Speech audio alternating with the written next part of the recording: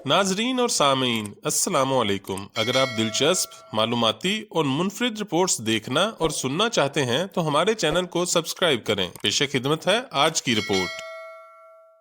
रकबे के लिहाज से अमेरिका की सबसे बड़ी रियासत अलास्का किसी जमाने में रूस का हिस्सा होती थी। रूस के बादशाह ने यह खित्ता अपने मुल्क पर बोझ तस्वुर करते हुए तकरीबन 1.5 सदी कबल अमेरिका को बेच दिया था। अलास्का की फरोख्त का मुआहदा 30 मार्च 1867 को तय पाया था। अलास्का को बेचने की वजह क्या थी, आइए इस पर रूसियों और अमरीकियों के मौकिफ की दास्तान अलग अलग बयान करते हैं। पहले बात करते हैं रूसियों की। रूसियों के मुताबिक अलास्का को 2 रूसी बाशिंदों ने 1732 में दरियाफ्त किया था। पहले रूसी आबादकार इस दरियाफ्त के तकरीबन निस्फ सदी बाद वहां पहुंचे थे। आगाज में जानवरों की खालें फरोख्त करके अच्छी खासी आमदनी हासिल की जाती रही, लेकिन 19वीं सदी के वस्त में ताजे रूस की ये शुमाली अमरीकी नौ आबादी उसकी मईशत पर भारी पड़ने लगी। जिस वक्त इसे फरोख्त किया गया, यहाँ सिर्फ 2500 रूसी और 60,000 के करीब मकामी रेड इंडियंस और स्कीमो रिहाइश पजीर थे। रूसियों के मुताबिक रूस में अलास्का को बेचने की बात पहली मर्तबा 1854 में जंगे क्रीमिया के दौरान सामने आई थी। रूस को खदशा था कि यह दूर दराज इलाका उनके दुश्मन बरतानिया के लिए आसान शिकार हो सकता है और ज्यादा दूर होने की वजह से रूस अलास्का की हिफाजत के लिए मुनासिब इकदाम नहीं उठा सकता। रूसियों के मुताबिक इस सूरत हाल में अमरीकी हुकूमत ने रूसी बादशाह को तजवीज दी थी कि अलास्का की अमरीका को $72 लाख में फरोख्त का एक नकली मुआहदा किया जाए ताकि बरतानिया को इस खित्ते की तरफ आने से बाज रखा जा सके। लेकिन फिर इस मामले की जरूरत ही पेश न आई, क्योंकि बरतानिया ने इस जानिब आने का फैसला ही न किया। क्रीमिया की जंग तो खत्म हो गई, लेकिन अमेरिका की जानिब से दी गई तजवीज रूसी बादशाह अलेक्जेंडर दोम के जहन में मौजूद थी। शाह अलेक्जेंडर दोम ने अपने वज़रा से तवील मशावरत के बाद फैसला किया कि अलास्का को अमेरिका के हाथों बेच दिया जाए। रूसियों के मुताबिक अमेरिका में तैनात रूसी सफीर एडवर्ड डी स्टेकल ने इस मामले पर अमेरिकी state secretary William Henry Seward से बातचीत की। अलास्का की फरोख्त के मामला तय होने के करीब थे कि अमेरिकी सेनेटर्स और कांग्रेस ने इस सौदे की मुखालफत शुरू कर दी। अमेरिकी सदर एंड्रयू जॉनसन और स्टेट सेक्रेटरी विलियम पर सख्त तनकीद की गई। बाज मौर्रिखीन का कहना है कि ऐसे वक्त में जब अमेरिका के अंदर से अलास्का को खरीदने की मुखालफत जोर पकड़ने लगी तो रूसी सफीर स्टेकल ने मुखालफीन और इस सौदे के खिलाफ सरगर्म अमरीकी अखबारात की मुठ्ठियां गर्म की, जिस पर उन्होंने इस मंसूबे के खिलाफ लिखना छोड़ दिया। रूसी सफीर के इकदामात के बाद बिल आखिर सेनेटर्स और अमरीकी कांग्रेस ने भी अलास्का को अमरीका में शामिल करने पर रजामंदी जाहिर कर दी।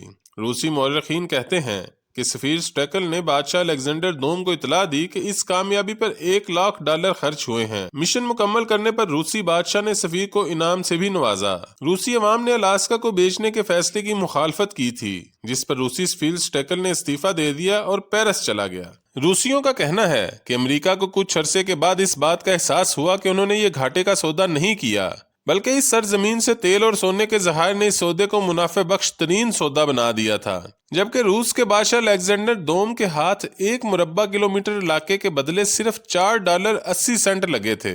दूसरी जानिब अमरीकियों की बात करें तो उनका इस सौदे के हवाले से कहना था 155 बरस कबल जब अमेरिका ने इसे खरीदा था तो फैसले को हमाकत करार देकर मजाक उड़ाया गया, लेकिन बाद में कौड़ियों के भाव खरीदी गई ये जमीन सोना उगलने लगी। अमेरिका ने 1867 में अलास्का का $15,18,000 मुरब्बा किलोमीटर से जायद रकबा $72 लाख अदा करके रूस से खरीदा था। अमेरिका को अलास्का का 1 एकड़ 2 सेंट से भी कम में पड़ा। अमरीकियों का कहना है कि 16वीं सदी में रूसी बादशाह ने अपनी सल्तनत की सरहदें बढ़ाने के लिए शुमाली अमेरिका का रुख किया।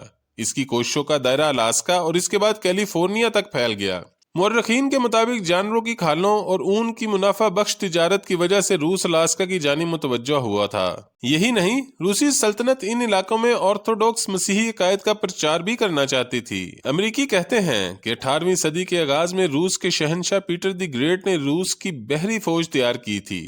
वो सल्तनत को वुसअत देने के लिए रूस के मशरिक में एशियाई सरजमीन और खुश्की पर फैले नए इलाके दरियाफ्त करना चाहते थे।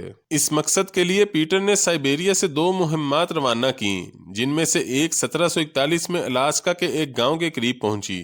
इस मुहिम में शामिल अफराद को इन साहली इलाकों में लूमड़ी, ऊद बुलाव اور سمندری سیلز کا ایک بڑا ذخیرہ دکھائی دیا۔ سرد علاقوں میں ان جانوروں کی کھال اور بال ایک بیش قیمت سرمایہ سمجھے جاتے تھے۔ ان اشیاء کی تجارت کے لیے روس نے اس علاقے میں آباد کاری شروع کی، لیکن سخت موسم اور خوراک سمیت دیگر ضروریات کی فراہمی میں حائل مشکلات کی وجہ سے یہاں بڑے پیمانے پر آبادیاں بسانا ممکن نہیں تھا۔ امریکیوں کا کہنا ہے کہ الاسکا میں روسیوں کی آبادی کبھی بھی 800 نفوس سے تجاوز نہیں کر سکی۔ اس کے علاوہ یہ علاقہ سلطنت روس کے پایہ تخت سینٹ پیٹر برگ سے بہت دور تھا، جس کی وجہ سے رابطے اور رسل و رسائل کے مسائل بھی درپیش تھے۔ الاسکا میں زراعت کے محدود امکانات کی وجہ سے بھی یہاں بڑے پیمانے پر آباد کاری ممکن نہیں تھی، اس لیے روس نے جنوب کی جانب اسپین کے زیر تسلط علاقوں سے تجارتی روابط بڑھانا شروع کیے، جو آج امریکہ کی ریاست کیلیفورنیا میں شامل ہیں۔ سن 1812 تک روسی سوداگروں نے کیلیفورنیا میں فورٹ روس کے علاقے میں ٹھکانہ بنا لیا اور قلعہ بندی بھی کر لی،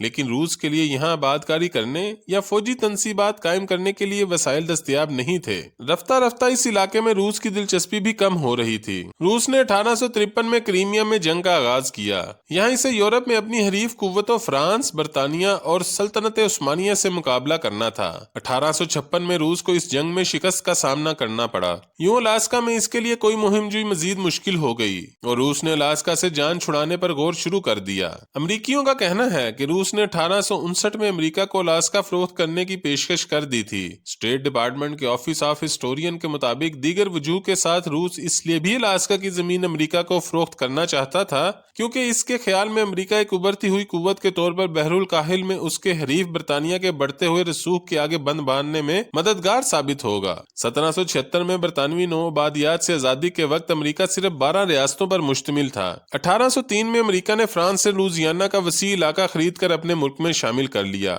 1840 کی دہائی میں ٹیکساس کا الحاق ہوا اور ایک جنگ کے ذریعے امریکہ نے کیلیفورنیا کو میکسیکو سے چھین لیا۔ مورخین کے مطابق امریکہ بحر الکاہل کی اہمیت کے پیش نظر شمال کی جانب اپنی حدود کو وسعت دینے کا ارادہ رکھتا تھا۔ امریکہ کی الاسکا میں دلچسپی کی کئی وجوہات تھیں۔ اصل میں امریکہ کی نظر الاسکا میں پائے جانے والے ممکنہ قدرتی وسائل پر تھی، ساتھ ہی نئی بندرگاہیں ملنے سے چین اور جاپان کے ساتھ تجارتی راستے امریکہ کو مل سکتے تھے۔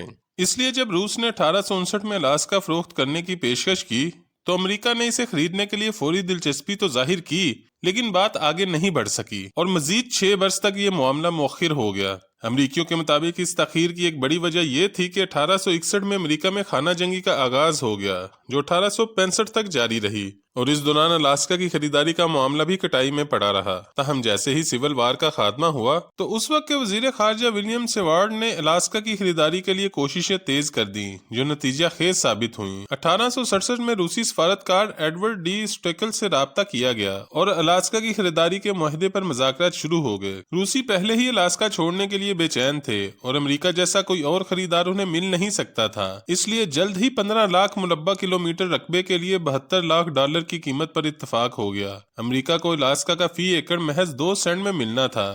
بظاہر یہ مہنگا سودا نہیں تھا، لیکن جب یہ معاملہ سینٹ میں پہنچا تو اس خریداری کا مذاق اڑایا گیا۔ وزیر خارجہ سیوارڈ اور امریکی صدر اینڈریو جانسن بھی تضحیک کا نشانہ بنے، لیکن سیوارڈ اپنے موقف پر ڈٹے رہے۔ انہوں نے الاسکا میں پائے جانے والے قدرتی وسائل کے بارے میں سائنسدانوں اور ماہرین کی رائے کی تشہیر کی۔ الاسکا کی خریداری کے لیے ان کی سب سے مضبوط دلیل معاشی فوائد تھے۔ اس کے علاوہ انہوں نے سینٹ کے کئی اہم ارکان اور خانہ جنگی کے دور میں جنگ کے ہیروز کے طور پر سامنے آنے والی بعض شخصیات سے بھی اس فیصلے کی تائید حاصل کی۔ سیوارڈ کی یہ کوششیں رنگ لائیں اور سینٹ نے 9 اپریل 1867 میں الاسکا کی خریداری کے معاہدے کی توثیق کر دی۔ اس کے بعد 28 مئی کو صدر اینڈریو جانسن نے اس معاہدے پر دستخط کیے، جس کے 6 ماہ بعد 18 اکتوبر 1867 کو الاسکا باقاعدہ طور پر امریکہ میں شامل ہو گیا۔ الاسکا کے امریکہ میں شامل ہونے کے بعد کم و بیش 30 برس بعد تک حکومت نے یہاں انفراسٹرکچر کی تعمیر میں یا حکومتی ڈھانچہ کھڑا کرنے پر توجہ نہیں دی۔ اس عرصہ میں الاسکا پر اس کی خریداری کے وقت ظاہر کیے گئے شکوک و شبہات کا سایہ رہا، لیکن 1896 میں یہاں سونے کی کانیں دریافت ہونے سے اس کی خریداری کی حماقت دور اندیشی قرار پائی۔ اس سرزمین میں اربوں ڈالر کے تیل، کاپر، سونے، پلاٹینیم اور زنک کے ذخائر چھپے ہوئے تھے۔ اس کے علاوہ دوسری عالمی جنگ کے دور میں الاسکا کی امریکہ کے دفاع میں کلیدی اہمیت بھی آشکار ہوئی، جس کے بعد 1959 میں اسے ریاست کا درجہ دے دیا گیا۔ تاریخ نے 2 سینٹ فی ایکڑ کی معمولی قیمت پر خریدی گئی الاسکا کی سرزمین کو امریکہ کے لیے انمول ثابت کیا۔